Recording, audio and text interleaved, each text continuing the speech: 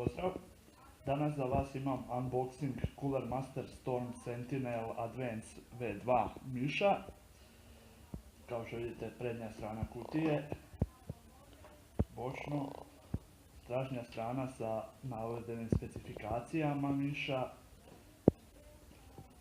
Kutija dolje, kutija se može otvoriti. Kao što vidite, ima detaljan opis miša, funkcija raznih. Uzimam britvu, otvaramo kutiju.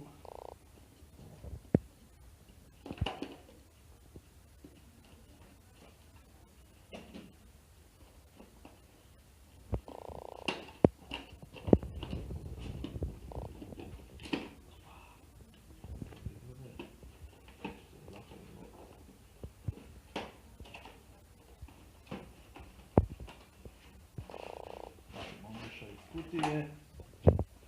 Uz miša u kutiji dolaze zamjenske nožice za miša, dolaze Cooler Masterova uputstva sa opisom jamstva, trajanja jamstva na koje proizvode, dolazi Cooler Masterov list sa uputama odakle preuzeti drajvere. CD sa drajverima ne daju, što je dobro jer uvijek je preporučeno sa internet stranice proizvođača skinuti najnovije drajvere. To. Otvaramo miš. Miš je, kao što vidite, crno-sivi. Ima 8200 dpi senzor. Senzor je AVAGO ADNS 9800, najnoviji laserski senzor. Brzine praćenja i ostalo bit će navedeno u specifikacijama, stavit ću linkove ispod videa. Bočna strana miša, dvije bočne tipke, druga bočna strana bez dodatnih tipki, mišo dolje, prostor za utege.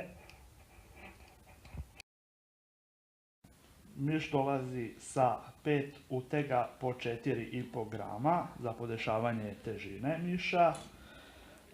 Uz dvije bočne tipke ima lijevi klik, desni klik, tipku za promjenu DPI-a, tipku za promjenu profila, makro tipku, kotačić je tipka, ima ekran na kojem pokazuje količinu DPI-a ili logotip, sliku ili slično što se stavi.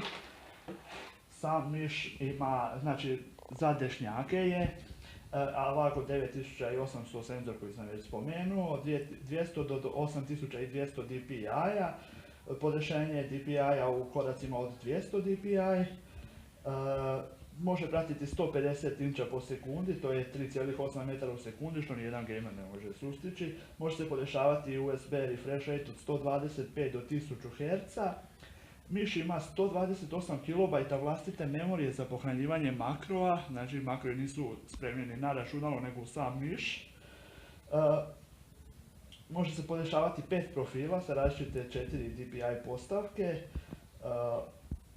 i to bi bilo više manje to. Još jednom snimka miša. Da, kabel je opleten. USB je pozlačen radi boljeg kontakta.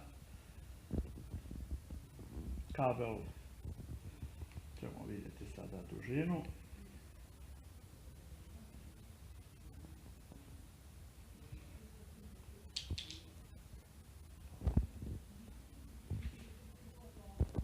Znači, kabel je veličine raspona ruku, otprilike.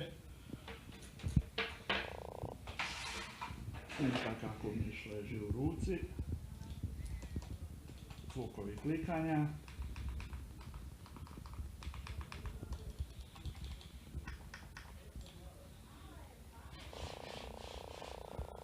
još jednom pogled na nožice miša